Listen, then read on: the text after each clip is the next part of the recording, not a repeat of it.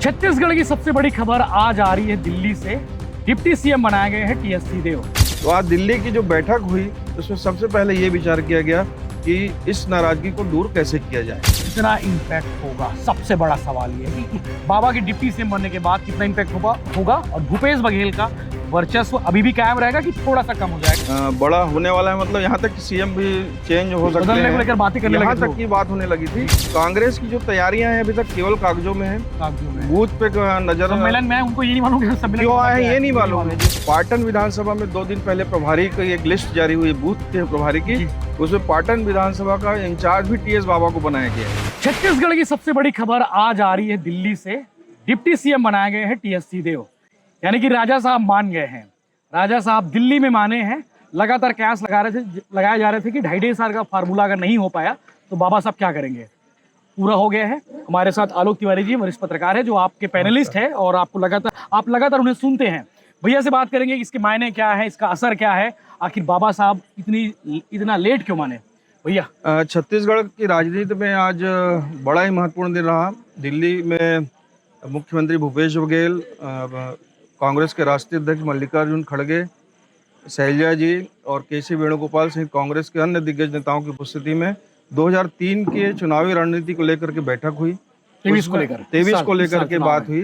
4 महीने बाद चुनाव है। हाँ, उसमें एक महत्वपूर्ण विषय ये आया कि 2018 के चुनाव में जब कांग्रेस को पूर्ण बहुमत, प्रचंड बहुमत मिला, उस समय पार्टी लाइन ये तय हुई थी कि 2.5 साल के फार्मूले को बनाया गया था और टीएस बाबा और भूपेश बघेल के बीच ये मतलब मौखिक समझौता हुआ कि 2.5 साल बंद कमरे में हुआ था। कभी पब्लिक डोमेन में भूपेश बघेल जी ने स्वीकार नहीं किया कि ऐसा कोई समझौता हुआ था, लेकिन टीएस बाबा ने सरगुजा के संभागीय सम्मेलन में कांग्रेस कार्यकर्ताओं के बीच में इस कहानी का पटाक्षेप किया था। तब भूपेश बघेल ने ये कहा था कि महाराज जी के मन का भड़ास निकल गया है, अब हम फिर से मिल करके कांग्रेस को आगे बढ़ाने और 2023 में फिर से सरकार बनाने काम करेंगे।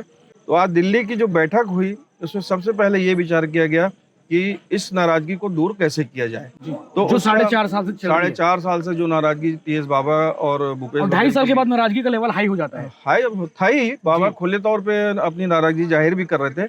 तो ये बीच का रास्ता निकाला गया कि अब तो समय 2.5 साल के फार्मूले का चला गया है, तो सम्मानजनक रास्ता यही है कि उप मुख्यमंत्री के पद से बाबा को नवाजा जाए। उसके पीछे की बहुत सारी वजह भी सामने आ रही है यशवंत की। जिस तरीके से ईडी ने छत्तीसगढ़ में काम किया है, तो कहीं ना कहीं ये कांग्रेस हाईकमान को इस बात की भनक है, शंका है कि आने वाले समय में अगर ईडी कोई बड़ी कार्रवाई करती है, बड़ी कार्रवाई जैसे मुख्यमंत्री भूपेश बघेल के खिलाफ ही कोई चार्ज खड़े कर देती है या डायरेक्ट हमला कर देती है या गिरफ्तारी जैसी कोई कार्रवाई कर देती है, उस स्थिति में कांग्रेस के सामने क्या रास्ता होगा।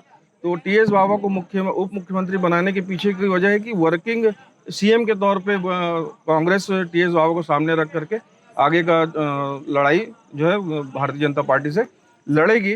पाटन विधानसभा में 2 दिन पहले प्रभारी की एक लिस्ट जारी हुई बूथ के प्रभारी की, उसमें पाटन विधानसभा का इंचार्ज भी टीएस बाबा को बनाया गया है।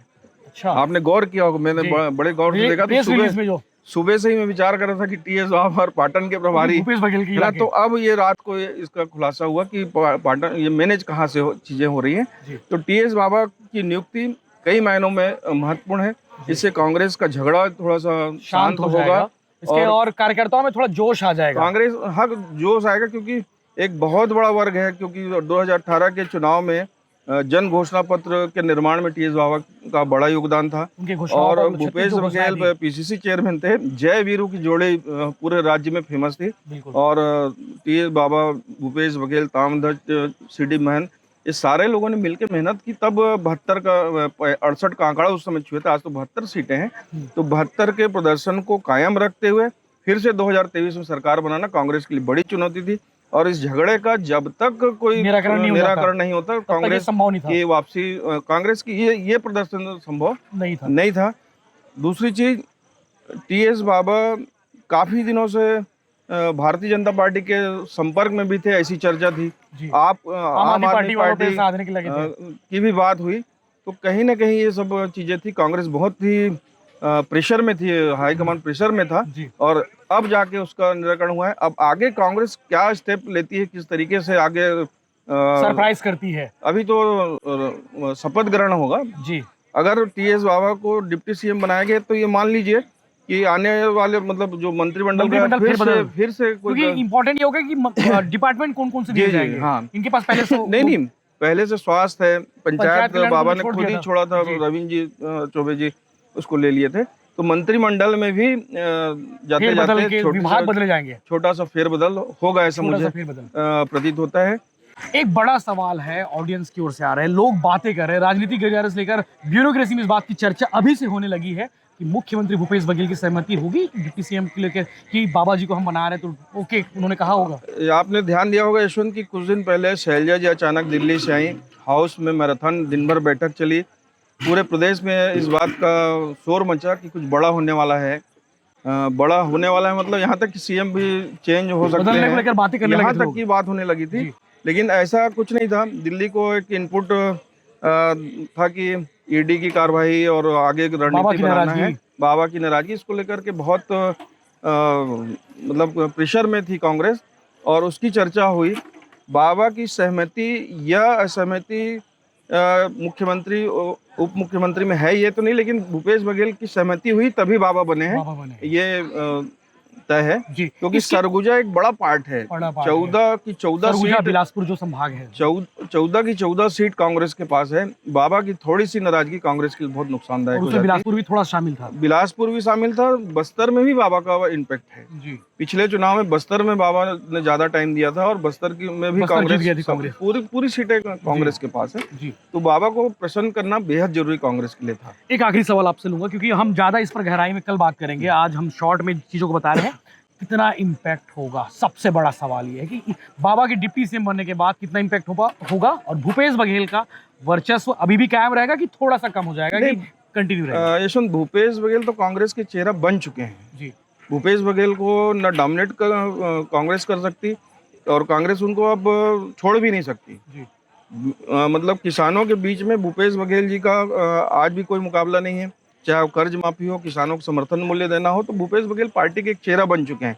जहां तक बाबा का सवाल है, बाबा के आने से जो असंतोष कांग्रेस के भीतर पनप रहा था जी, जो बड़ा ग्रुप था, मतलब बड़ा ग्रुप था। आप सत्यनारायण शर्मा ले लीजिए, अमितेश शुक्ल ले लीजिए, धनेश साहू ले लीजिए, कितने सीनियर्स जो हैं काफी नाराज बैठे थे। शैलेश पांडे जी को ले लीजिए, अपने यहाँ छन्नी साहू को ले लीजिए, तो काफी कांग्रेस में अंदरूनी बहुत नाराजगी थी और वो नाराजगी कहीं ना कहीं अब जाके शांत होगी। एक पार्टी जनों के बीच मैसेज भी जाएगा कि टिकट वितरण में भी बाबा की भूमिका रहेगी, संतुलन की स्थिति बनेगी ताकि आने वाले समय में कांग्रेस बेहतर प्रदर्शन कर सके और कांग्रेस की सरकार बनती है तो बाबा का महत्व कायम रह सके। बीजेपी क्या करेगी अब, चूंकि अब तो बीजेपी जो है मतलब देखिए बीजेपी इंतजार करी थी कि बाबा को हम ले आएंगे। भारतीय जनता पार्टी बिल्कुल अलग लाइन पे काम कर रही है। वो टीएस के भरोसे छत्तीसगढ़ में राजनीति नहीं कर रही थी। एक प्रयास जरूर था कि टीएस बाबा अगर नाराज हैं और कहीं आना चाहते तो उनका स्वागत वेलकम है, लेकिन टीएस बाबा के भरोसे बीजेपी यहाँ बिल्कुल राजनीति नहीं कर रही थी। आपने अमित शाह का कार्यक्रम भी यहाँ देखा, 30 को अभी नड्डा जी यहाँ आ रहे हैं, कांकेर में राजनाथ जी का कार्यक्रम है। तो कुल मिला के भारतीय जनता पार्टी आक्रामक लड़ रही है और उसका अपना लेंथ लाइन है। ये ऑप्शन में था कि बाबा जी आ जाए तो ऑप्शन विकल्प खुला था, लेकिन भारतीय जनता पार्टी कतई कांग्रेस के पीछे चलने वालों में से नहीं। बीजेपी अपनी लेंथ लाइन खुद बना रही है और बीजेपी पिछले 3-4 महीने में काफी मजबूत भी हुई है, जमीन में मजबूत हुई है। मैं आपको बता दूं कि वैशाली नगर का कांग्रेस का एक बूथ प्रबंधन का प्रशिक्षण था। उस कार्यक्रम में संयोग से मैं भी चला गया, तो कांग्रेस के लोग थे। मैं पूछा कि आप कैसे आना हुआ, तो हम लोग कांग्रेस के सम्मेलन में आए हैं। मतलब कांग्रेस की जो तैयारियां हैं अभी तक केवल कागजों में है, बूथ पे नजर सम्मेलन में उनको ये नहीं मालूम क्यों आए, ये नहीं मालूम है जिसका कांग्रेस के कार्यकर्ता। भूपेश बघेल भी इस चीज को और जबकि Bharatiya Janata party grass root बेहद मजबूत नजर आ रही है, खास करके शहरी क्षेत्रों में भारतीय जनता पार्टी ने अपना आधार मजबूत किया है। मुकाबला रोचक होने वाला है, बेहद रोचक होने वाला है। ठीक है, तो इंतजार करिए, मुकाबला रोचक होने वाला है और छत्तीसगढ़ के लिए वाकई में ये सबसे बड़ी खबर है, क्योंकि टीएस सिंहदेव को जो लगातार नाराज चल रहे थे, जो लंबे समय से मुंह फुलाकर बैठे थे, मौसा जी बन के बैठे थे, फूफा जी बने थे, माफ कीजिएगा, छत्तीसगढ़ का उन्हें डिप्टी सीएम बना दिया है। कांग्रेस के आला कमान ने ये बड़ा फैसला किया है। अब इस फैसले पर कितना इंपैक्ट होता है ये फ्यूचर बताएगा, हम आपको भी बताते रहेंगे। बने रहिए बिलाइटन के साथ में, चैनल को सब्सक्राइब करिए और डिप्टी सीएम बनने के फैसले को लेकर आप कैसे देखते हैं ये कमेंट करके जरूर बताएं। धन्यवाद।